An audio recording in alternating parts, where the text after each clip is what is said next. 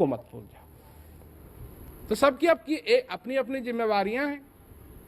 भक्त की जिम्मेवारी है कि वो भक्ति करे, उसकी जिम्मेवारी है। अगर उसको बताया गया कि तुम सेवा करो और इसलिए करो, और सत्संग सुनो इसलिए सुनो, और अभ्यास करो इसलिए करो, और गुरु महाराज जी से नाता बना करके रखो और इसलिए बना करके रखो, अगर ये बात समझ में आ गई, क्योंकि अंधविश्वास में ये चीजें नहीं हो सकती हैं। अंधविश्वास में कोई सेवा नहीं कर सकता है, क्योंकि सेवा में सचेत होने की जरूरत है। अंधविश्वास से कोई सत्संग नहीं सुन सकता है। अगर अंधविश्वास से सत्संग सुनने की कोशिश करेगा तो एक कान से जाएगा, दूसरे कान से निकल के आ जाएगा। और अंधविश्वास से बैठ करके हम अपने जीवन में अभ्यास भी नहीं कर सकते। क्यों? इसके लिए तो स्पष्ट कहा हुआ है कि माला तो कर्मे फिरे, जीव फिरे मुकमाए, मनवा तो 34 फिरे, या तो सुमरन ना है।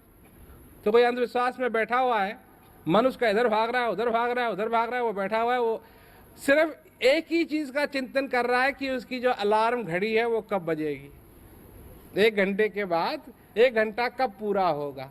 ये है अंधविश्वास का अभ्यास। तो इससे फिर फल क्या मिलेगा? इससे आनंद क्या मिलेगा? और गुरु महाराज जी से नाता अंधविश्वास में हो नहीं सकता है, क्योंकि हम जीवित हैं। ये भी नाता होना चाहिए। तो ये सारी जो बातें हैं, ये सारी जो चीजें हैं, इसकी जिम्मेवारी, इन बातों को समझने की जिम्मेवारी हमारी है। और हम इस बात को समझें, और अगर इस बात को समझ गए हम, तो हमारे लिए सब कुछ आसान हो जाएगा। हमारा पता नहीं कितना समय इसी में लग जाता है, करूं न करूं, करूं न करूं, करूं न करूं। इससे तो भला यह है कि बैठ करके एक डिसीजन ले लो, एक निर्णय ले लो, करना है या नहीं करना है। हमारे साथ भी यही होता है ना, करूं ना करूं, करूं ना करूं, अभ्यास करूं, नहीं, हाँ नहीं, हाँ, सत्संग में चलूं, नहीं, हाँ नहीं, हाँ। तुम्हारा समय है भाई, तुम्हारा समय है। और जो इस निर्णय को लेने में फेंक रहे हो तुम, लूं न लूं, जाऊं न जाऊं, बैठूं न बैठूं, सुनूं न सुनूं, इसीलिए हमने ये प्रबंध किया है कि धीरे धीरे सब लोग, और ये हो जाएगा कि घर बैठे लोग सत्संग सुन सकेंगे। और अब संभव हो रहा है धीरे धीरे। विदेश में तो काफी स्तर पे हो गया है। एक जगह गया मैं, तो एक प्रेमी जो गाड़ी चला रहा था, वो तेज चला रहा था थोड़ी सी। मैंने कहा भाई जल्दी क्या है? कहा जी मेरे को सत्संग में जाना है, सत्संग चालू होगा मेरे घर में, सैटेलाइट पे सत्संग आएगा, मैं देखना चाहता हूँ। मैंने कहा ठीक है भाई, छोड़ दे हमको, पहुंचा दे, छोड़ दे और भाग जा अपने। तो देखो कम से कम लगन तो है, मैं क्या कहूँ। तो अच्छी बात है, लगन है। तो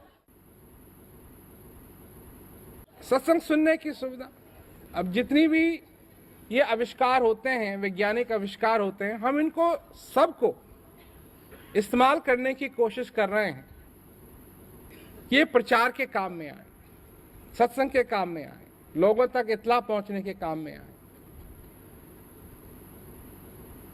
और जब ये चीजें आसानी से हो जाती हैं, और मैं सच कह रहा हूं कि जो तुमको ज्ञान मिल गया है, जो तुमको आनंद मिला, जो आज तुमको अगर थोड़ा सा भी आनंद मिला जब तुमने बैठ करके अभ्यास किया, ये थोड़े से आनंद के लिए प्राचीन काल में लोग अपनी सारी जिंदगी को कुर्बान किया करते थे।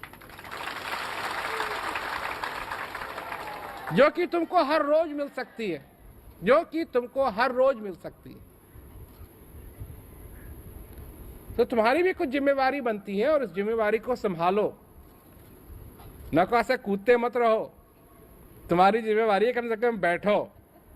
केवट की जिम्मेवारी है, गुरु महाराज की जिम्मेवारी है कि तुमको उस पार ले जाएंगे, तुम्हारे भव सागर के उस पार ले जाएंगे, परंतु तुम बैठो और बैठे रहो। ये नहीं है कि हाँ कूद जाता हूं, मैं कूद जाता हूं, कूद जाता हूं, कूद जाता हूं। अपने जीवन के अंदर संशय की गुंजाइश ही नहीं छोड़नी चाहिए, गुंजाइश नहीं छोड़नी चाहिए। यह है जिम्मेवारी। जो लोग इस आनंद के रास्ते पर चल करके अपने जीवन को सफल बनाना चाहते हैं, यह है उनकी जिम्मेवारी।